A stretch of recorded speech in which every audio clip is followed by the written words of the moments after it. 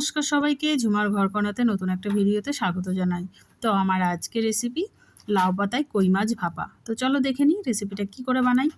তো এই যে দেখো, এখানে আমি 3টে কই মাছ নিয়েছি, আর এই কই মাছগুলো কিন্তু বেশ বড় বড় সাইজেরই ছিল। তো দেখো, আর আমি মাঝখানে এরকম করে একটু চিড়ে চিড়ে দিয়েছি, যাতে নুন হলুদটা ভালো করে ভেতরে যায়।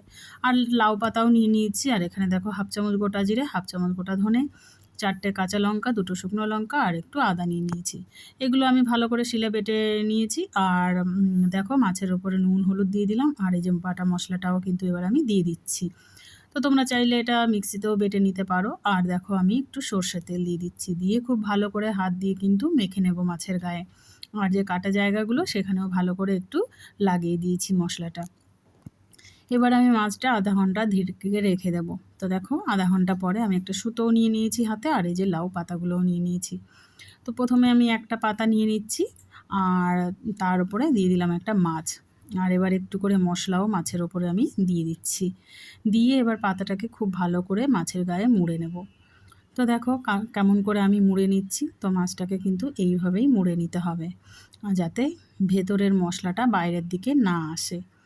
আর তারপরে সুতো দিয়ে কিন্তু ভালো করে এরকম করে ঘুরিয়ে ঘুরিয়ে পেঁচিয়ে নিতে হবে। তো দেখো, এই যে এইভাবে কিন্তু পেঁচিয়ে পেঁচিয়ে এটা রেডি করতে হবে। তো আমার দেখো একটা কিন্তু আমার রেডি হয়ে গেল। তো এই যে বাকি দুটোও আমি কিন্তু এরকম করেই রেডি করে নেব।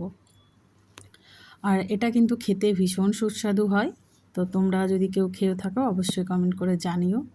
আর এই যে দেখো, আমি এদিকে ভাতটা বসিয়ে দিয়েছি। ভাতটা মোটামুটি 50% হয়ে গেছে। তো আমি কিছুটা ভাত আলাদা একটা পাত্রে নিয়ে নিয়েছি।